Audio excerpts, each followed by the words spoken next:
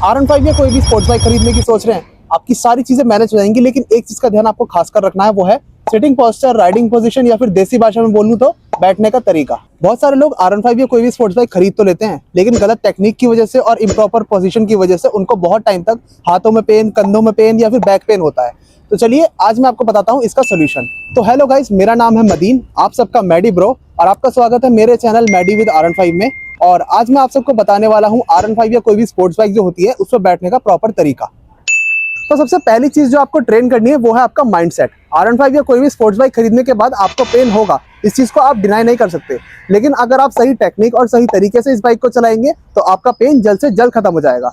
जब मैंने R15 ली थी तो मेरा माइंडसेट पहले से ही रेडी था कि मुझे पेन होने वाला है, लेकिन मुझे करेक्ट टेक्निक का पता था और मैंने इसे बहुत चलाया था, तो तब जाके मेरा पेन जल्द से जल्द खत्म हुआ था। मुझे 1 हफ्ते का टाइम लगा था जब मेरा पेन बिल्कुल जा चुका था। तो इस चीज को आपको अडेप्ट करना पड़ेगा। जितना ज्यादा आप अपनी स्पोर्ट्स बाइक को चलाएंगे उतनी ज्यादा आपको हैबिट होगी और उतनी जल्दी आपका जो पेन है वो खत्म हो जाएगा।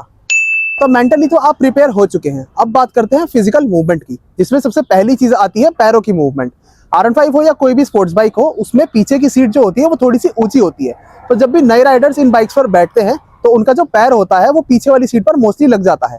तो इसको ओवरकम करने के लिए और इस चीज से बचने के लिए आप जिस भी साइड से बैठ रहे हैं उस डायरेक्शन का अपोजिट वाला पैर, यानी कि अगर आप राइट से बैठ रहे हैं तो लेफ्ट वाला पैर आप फोल्ड कर ले।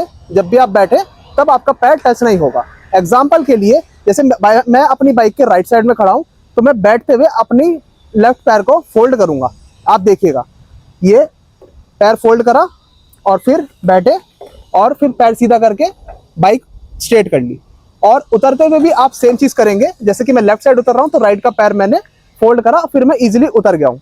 मैं आपको दोबारा दिखा देता हूँ। अब जैसे कि मैं लेफ्ट साइड में खड़ा हूँ तो मेरे को अपना राइट वाला पैर फोल्ड करना है, तो राइट वाला पैर फोल्ड करा, मैं बैठा, बाइक स्ट्रेट कर ली।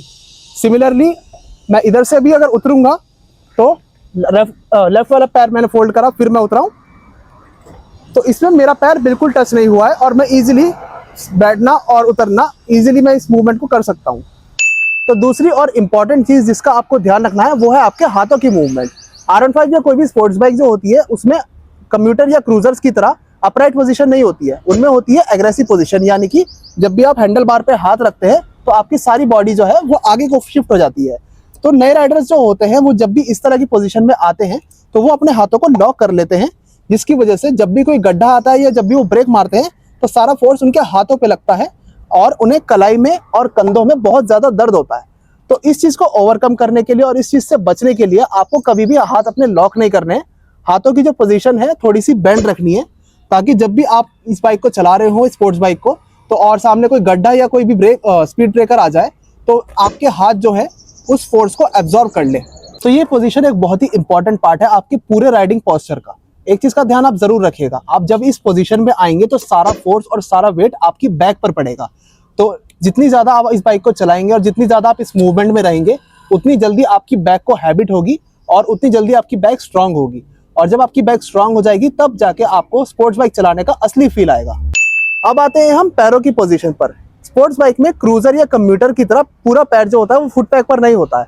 इसमें पैर जो रखा होता है वो पंजों के बल रखा होता है, और जब भी हम ब्रेकिंग करते हैं तो हमारा पैर जो है वो आगे आता है, ब्रेकिंग करता है, और जब भी हमारी बाइक मूवमेंट में आती है तो हमारा पैर फिर से वापसी आ जाता है। एग्जाम्पल के लिए इस तरह से हमारी पैरों की मूवमेंट चलती है जब भी हम ब्रेकिंग करते हैं और अपना मूवमेंट करते हैं। सिमिलरली हमारा जो लेफ्ट पैर होता है वो भी इसी तरह से रहता है, वो गियर डालने के लिए आगे जाता है, फिर वो वापसी आता है, और अपशिफ्ट और डाउनशिफ्ट दोनों ही ऐसे होते हैं। एग्जाम्पल के लिए फर्स्ट गियर, फिर वापसी, फिर सेकंड गियर, फिर वापसी, फिर थर्ड गियर, फिर वापसी। इसी तरह ही हम डाउनशिफ्ट करते हैं, जिस भी गियर में रहते हैं उसमें लाकर फिर हम अपना पैर ऐसे रख लेते हैं। अगली चीज आती है सिटिंग गैप। नए राइडर्स जो होते हैं वो जब भी स्पोर्ट्स बाइक पर बैठते हैं तो वो बिल्कुल टैंक से चिपक कर बैठते हैं। तो जब भी वो ब्रेक मारते हैं या वो कोई भी गड्ढा आता है तो उन्हें एक डिफरेंट टाइप का पेन फील होता है, if you know what I mean. तो इस चीज को कवर अप करने के लिए और इस चीज से बचने के लिए आप जब भी स्पोर्ट्स बाइक पर बैठे तो आप हल्का सा पीछे होकर बैठे, ताकि आपकी जो बॉडी है वो टैंक से ना चिपके और आपको थोड़ा सा गैप भी मिल जाए जब भी ब्रेकिंग हो, क्योंकि फोर्स की वजह से बंदा स्लिप होता है। इस चीज को आप डिनाई नहीं कर सकते। साथ ही में इस पोजीशन से एक फायदा ये होता है कि आपके हाथों की जो मूवमेंट होती है बेंड वाली, उसमें भी आपको सपोर्ट मिलता है, उसमें भी आपकी पोजीशन करेक्ट रहती है। लास्ट चीज जो आपको ध्यान रखनी है वो आपको आपकी थाइस की रखनी है।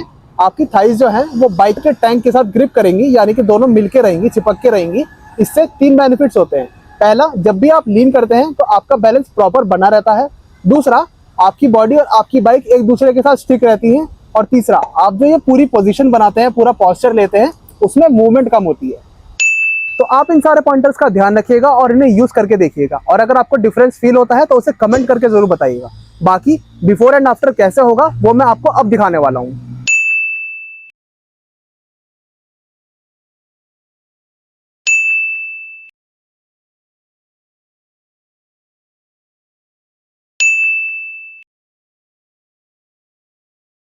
तो इस वीडियो को शेयर कर देना अपने सभी दोस्तों के साथ जो R15 या फिर कोई भी स्पोर्ट्स बाइक ओन करते हैं, ताकि वो इस वीडियो से रिलेट कर पाए या फिर करेक्ट सिटिंग पोस्चर जो है वो सीख पाए। बाकी मेरे चैनल को सब्सक्राइब कर लेना, क्योंकि मैं अगली वीडियो में R15 की जो VVA टेक्नोलॉजी होती है उसके बारे में बताने वाला हूँ। तब तक के लिए राइड सेफ।